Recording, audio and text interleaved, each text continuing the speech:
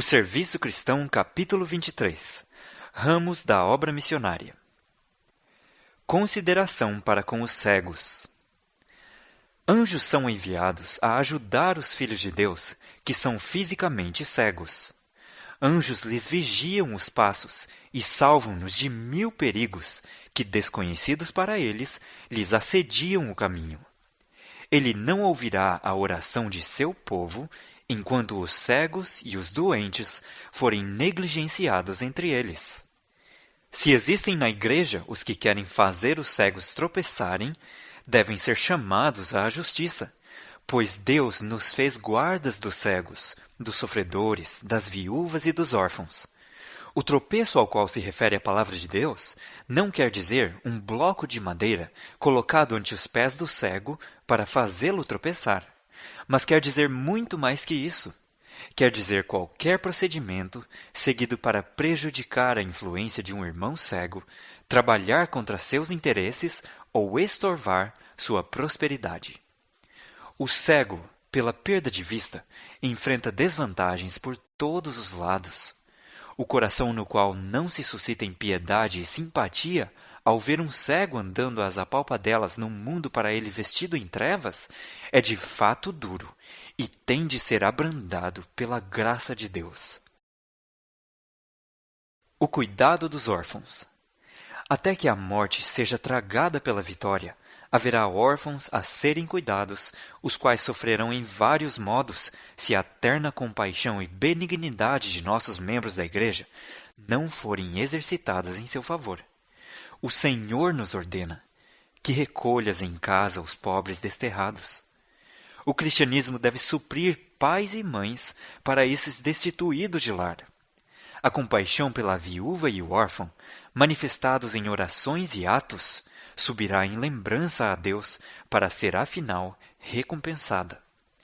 Quando socorreis o pobre, vos compadeceis dos sofredores e oprimidos, e amparais os órfãos, ponde-vos na mais íntima relação com Jesus.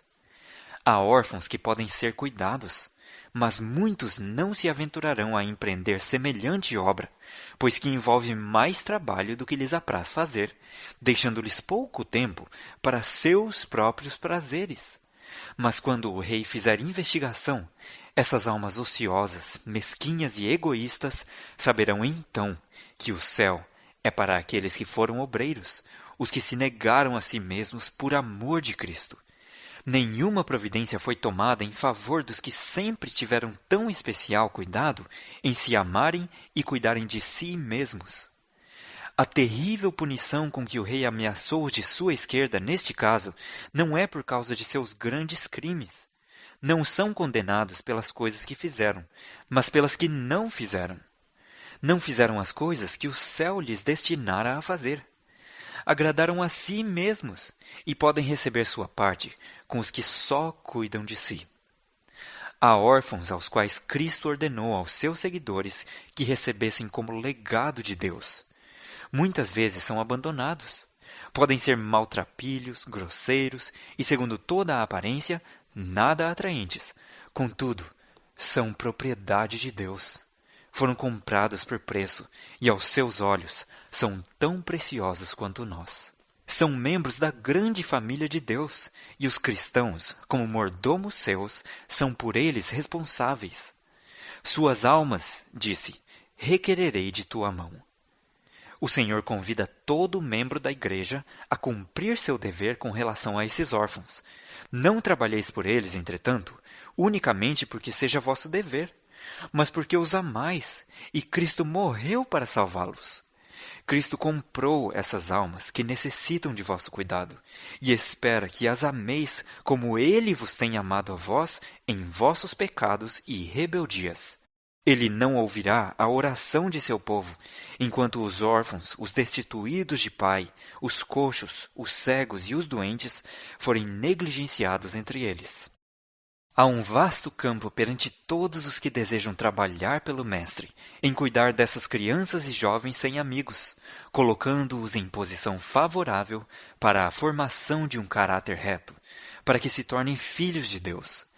Existem crianças pouco promissoras que precisam ser procuradas com ternura. Muitos que de outro modo cresceriam em ignorância, sendo arrastados por companhias que levam ao vício e ao crime, podem ser levados para ambientes favoráveis e, sob terno e cristão cuidado e vigilância, poderão ser salvos para Cristo. Essa obra em favor de outros requererá esforço e abnegação e sacrifício. Mas que é o pequeno sacrifício que façamos em comparação com a grande dádiva de Deus, de seu Filho unigênito? Deus nos concedeu o privilégio de tornarmos-nos cooperadores seus. Trabalho com os negros. Há neste país um vasto campo não trabalhado. Os negros, numerando milhares de milhares, devem merecer a consideração e simpatia de todo verdadeiro e ativo crente em Cristo. Esse povo não vive em algum país estrangeiro e não se prostram ante ídolos de pau e pedra. Vivem entre nós e, repetidamente, mediante os testemunhos de seu Espírito, Deus chamou nossa atenção para eles, dizendo-nos que aí se acham seres humanos negligenciados. Este vasto campo está perante nós por trabalhar, pedindo a luz que Deus nos confiou. Muros de separação têm sido construídos entre os brancos e os negros. Esses muros de preconceito ruirão por si mesmos, como aconteceu com os muros de Jericó, quando os cristãos obedecem à palavra de Deus, que lhes ordena o supremo amor ao seu Criador e amor imparcial ao próximo. Que toda a igreja cujos membros professam crer na verdade para este tempo, olhe para essa raça negligenciada e oprimida, que em resultado da escravidão foi privada do privilégio de pensar e agir por si mesmos. Empenhemo-nos em fazer uma obra pelo povo do Sul. Não nos contentemos com simplesmente ficar a contemplar, tomando meras resoluções que nunca se cumprem, mas façamos de coração alguma coisa para o Senhor, para aliviar a miséria de nossos irmãos negros. O nome do negro está escrito no livro da vida junto do nome do branco. Todos são um em Cristo. O nascimento, a posição, nacionalidade ou cor não podem elevar nem degradar os homens. O caráter é que faz o homem. Se um pele vermelha, um chinês ou africano, rende o coração a Deus em obediência e fé, Jesus não o ama menos por causa de sua cor. Chama-lhe seu irmão muito amado. Vem o dia em que os reis e os senhores da terra teriam prazer em trocar lugares com o mais humilde africano que lançou mão da esperança do Evangelho. Deus cuida não menos das almas da raça africana que possam ser ganhas para servi-lo do que cuidou de Israel. Ele requer muito mais de seu povo do que este lhe tem dado em trabalho missionário entre o povo do Sul, de todas as classes, e especialmente a raça de cor. Não estamos nós sob obrigação mesmo maior de trabalhar pelo povo de cor do que por aqueles que têm sido mais altamente favorecidos? Quem foi que manteve esse povo em servidão? Quem os conservou em ignorância? Se a raça se degradou, se são repulsivos nos hábitos e maneiras, quem os fez assim? Não lhes deve muito a gente branca? Depois de tão grande injustiça lhes haver sido feita, não se deveria fazer sério esforço por erguê-los? A verdade tem de ser-lhes levada. Eles têm alma a ser salva, assim como nós. Reforma a favor da temperança. De todos quantos se pretendem contar entre os amigos da temperança, os adventistas do sétimo dia devem se achar na primeira linha. Quanto à questão da temperança, assumi sem vacilação vossa atitude. Sede firmes como a rocha. Temos a fazer, no sentido da temperança, uma obra que vai além de falar em público. Precisamos apresentar nossos princípios em folhetos e em nossas revistas. Cumpre-nos empregar todos os meios possíveis para despertar nosso povo para o cumprimento de seu dever, de se pôr em contato com os que não conhecem a verdade. O êxito que temos tido na obra missionária tem sido inteiramente proporcional à abnegação, ao sacrifício dos esforços que temos feito. Só o Senhor sabe quanto poderíamos ter realizado se como um povo nos tivéssemos humilhado perante Ele e proclamado a verdade da temperança de maneira clara e positiva. A questão da temperança deve receber decidido apoio do povo de Deus. A intemperança está lutando por adquirir o domínio. A condescendência com os próprios desejos cresce e necessitam-se grandemente das publicações que tratam da reforma de saúde. A literatura que trata deste assunto é a mão direita do Evangelho, levando almas a pesquisarem a Bíblia em busca de melhor compreensão da verdade. Deve-se fazer soar a nota de advertência contra o grande mal da intemperança, e para que isso possa ser feito, todo observador do sábado deve estudar e pôr em prática as instruções contidas nas revistas e livros nossos que tratam de saúde. E devem fazer mais que isto. Devem fazer fervorosos esforços para pôr em circulação estas publicações entre seus vizinhos. Apresentar-lhes o compromisso de abstinência total, pedindo que o dinheiro que de outro modo eles gastariam em bebidas, fumo ou prazeres semelhantes seja consagrado a aliviar os pobres, enfermos ou à educação de crianças e jovens, de modo a serem úteis no mundo. Importância de prosseguir nos esforços. Em resultado da apresentação da verdade em congregações grandes, desperta-se um espírito de indagação, e é especialmente importante que esse interesse seja seguido pelo trabalho pessoal. Os que desejam pesquisar a verdade precisam ser ensinados a estudar diligentemente a palavra de Deus. Alguém terá de ajudá-los a construir sobre alicerce firme. Nessa ocasião crítica em sua experiência religiosa, quão importante é que os instrutores bíblicos sabiamente dirigidos venham ao seu auxílio e lhes abram ao entendimento o tesouro da palavra de Deus. Perdeu-se o momento áureo. As impressões feitas não foram seguidas por trabalho posterior. Teria sido melhor se não se tivesse despertado o interesse, pois se as convicções foram uma vez resistidas e vencidas, é muito difícil impressionar de novo a mente com a verdade. A administração dos recursos. Em todo o nosso dispêndio de recursos, devemos esforçar-nos por cumprir o desígnio daquele que é o alfa e o ômega de todo o esforço cristão. O dinheiro é de grande valor, porque pode realizar grande bem. Nas mãos dos filhos de Deus é alimento para o faminto, água para o sedento, vestido para o nu. É proteção para o opresso e meio para socorrer o enfermo. Mas o dinheiro não é de mais valor do que a areia, a não ser que o empreguemos para prover às necessidades da vida, para a bênção de outros e para o avançamento da causa de Cristo. Deus mesmo originou planos para o avançamento de sua obra, e ele proveu a seu povo um excesso de meios a fim de que, quando ele solicitar auxílio, possam atender, dizendo: Senhor, a tua mina rendeu 10 minas. Lucas 19:16. Dinheiro não pode ser introduzido na vida futura. Ele não é necessário lá.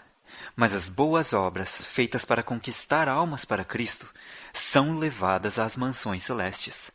Mas os que desperdiçam de forma egoísta as dádivas do Senhor, que deixam seus semelhantes sem auxílio e nada fazem para a promoção da obra de Deus neste mundo, desonram seu Criador.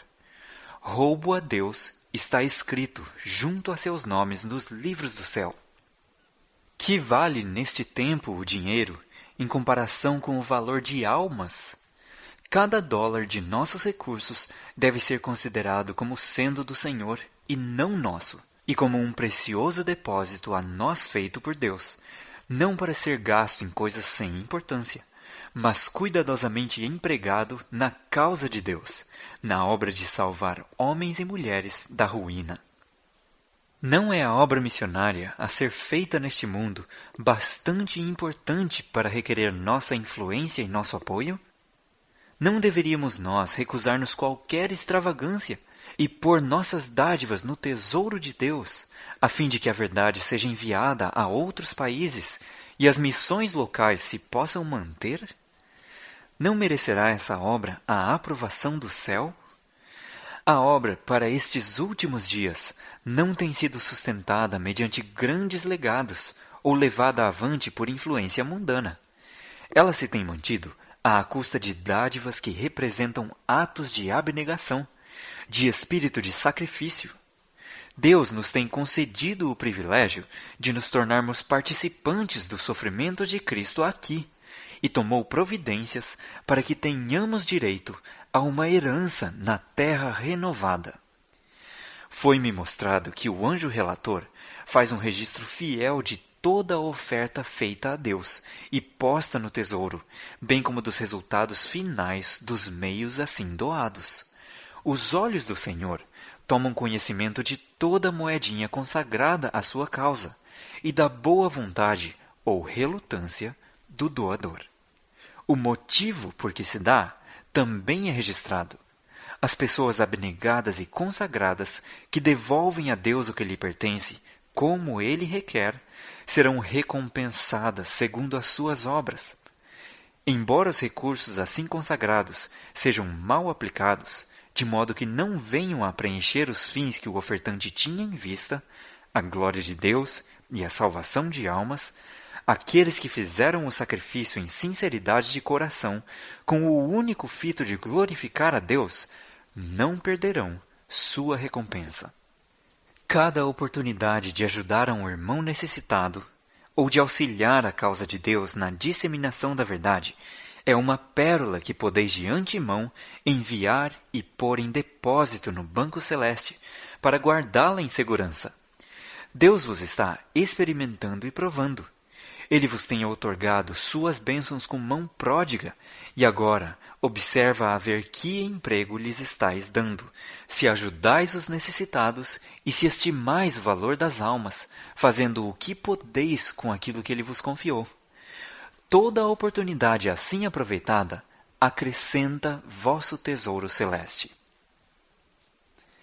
O sistema celeste de relatar. Os anjos fazem um fiel relatório da obra de todo o homem. Cada ato de amor, toda palavra de bondade, toda oração em favor dos sofredores e oprimidos é relatada perante o trono eterno e posta no imperecível registro do céu. Um registro é levado ao céu de todo o esforço bem-sucedido de nossa parte para dissipar as trevas e propagar o conhecimento de Cristo. Ao ser a ação referida diante do Pai, fremente alegria toma posse de todo o exército celestial. Os anjos são comissionados para nos servirem de auxiliares. Eles transitam entre a terra e o céu, levando o relatório dos atos dos filhos dos homens. Faria bem lembrar o registro que é mantido no alto, o livro no qual não há omissões, nem erro, e pelo qual serão julgados. Ali, cada oportunidade negligenciada para o serviço de Deus é registrada, e ali, igualmente, cada ato de fé e amor é mantido em eterna lembrança. O fim do capítulo 23 do Serviço Cristão.